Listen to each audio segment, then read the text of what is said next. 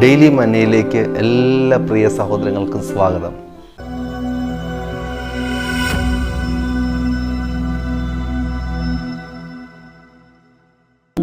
ഒരു ഉദ്യോഗസ്ഥനെ കുറിച്ചാണ് ഇന്ന് നിങ്ങളെ പരിചയപ്പെടുത്തുവാൻ ഞാൻ ആഗ്രഹിക്കുന്നത്.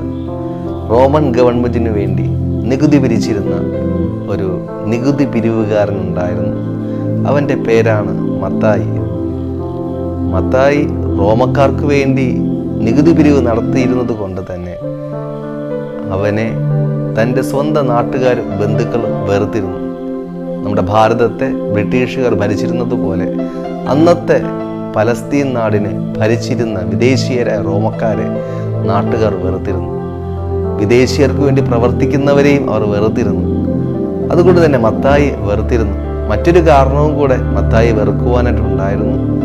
അവൻ സ്വന്തക്കാരിൽ നിന്ന് അന്നത്തെ ചുങ്കക്കാർ ചെയ്തിരുന്നത് പോലെ ഒരുപക്ഷെ അധികം നികുതി പിരിക്കുകയും അധികമായി തൻ്റെ കീശ വീർപ്പിക്കുകയും ചെയ്തിരുന്നു.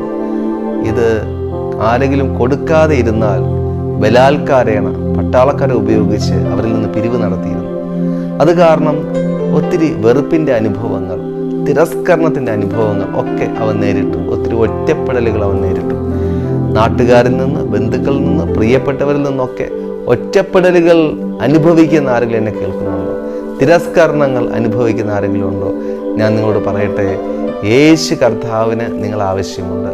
കർത്താവ് യേശു മത്തായിയെ വിളിക്കുകയാണ് തന്നോടൊപ്പം ജോയിൻ ചെയ്യാൻ. തൻ്റെ ശിഷ്യന്മാരുടെ കൂട്ടത്തിലേക്ക് മത്തായി ക്ഷണിച്ചു. അത് കേട്ട മാത്രയിൽ വളരെ സന്തോഷത്തോടു കൂടെ മത്തായി യേശുവിനെ അനുഗമിക്കുവാനായിട്ട് ആരംഭിച്ചു.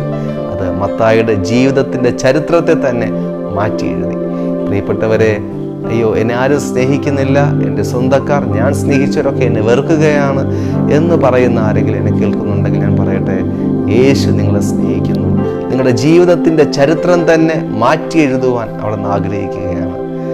ആരും ശ്രദ്ധിക്കാത്ത ഇടത്തു നിന്നും, എല്ലാവരും തള്ളപ്പെടുന്ന അനുഭവത്തിൽ നിന്നും എല്ലാവരും ചേർത്തണയ്ക്കുന്ന, എല്ലാവർക്കും ആവശ്യമുള്ള അനുഭവത്തിലേക്ക് നിങ്ങളുടെ ജീവിതത്തെ തിരിക്കുവാൻ യേശുവിന് കഴിയും. ഈ ദിവസങ്ങൾ യേശു അപ്രകാരം നിങ്ങളുടെ ജീവിതത്തെ മാറ്റുവാൻ വേണ്ടി പോവുകയാണ്. ആ കർത്താവിൽ വിശ്വസിക്കുക, യേശുവിനെ അനുഗമിക്കുക. നിങ്ങളുടെ ജീവിതം മാറുവാൻ വേണ്ടി പോകുന്നു. God bless you.